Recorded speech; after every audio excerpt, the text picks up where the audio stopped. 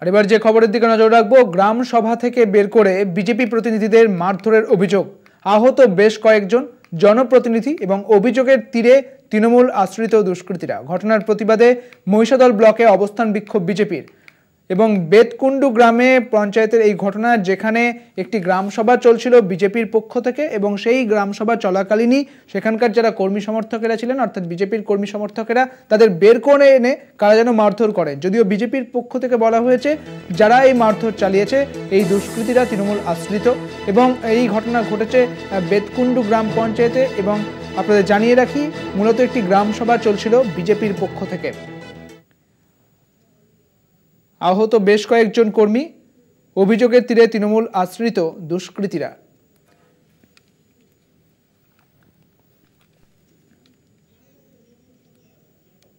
আমাদের সঙ্গে রয়েছেন আমাদের প্রতিনিধি সৌম্যজিৎ চট্টোপাধ্যায়। সৌম্যজিৎ, যে প্রশ্নগুলো উঠে আসছে যে মূলত ঠিক কি ঘটনা ঘটেছে এবং এই ঘটনার সঙ্গে কারা জড়িত বলে জানতে পারছো?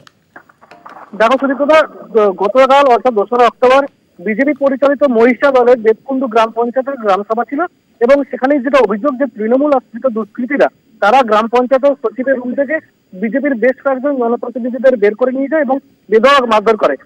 এবং এই ঘটনায় কিন্তু বেশ কয়েকজন গুরুতর আহত রয়েছেন এবং তাদেরকে হাসপাতালে ভর্তি করা রয়েছে। বিজেপির কর্মী সমর্থক যেটা জানাচ্ছেন যে তাদের উপর কেন হামলা করা হয়েছে সেটা যখন জানতে চাওয়া হয় তখন তারা কিন্তু জানিয়েছেন যে তারা সুষ্ঠুভাবে পঞ্চায়েত চালাতে চাইছিলেন এবং তৃণমূল এটারই বিরোধিতা করে তাদেরকে কিন্তু মারধর করেছে। বেশ, অনেক ধন্যবাদ সৌম্যজিৎ তোমাকে। আমাদের সঙ্গে ছিলেন আমাদের প্রতিনিধি সৌম্যজিৎ চট্টোপাধ্যায়।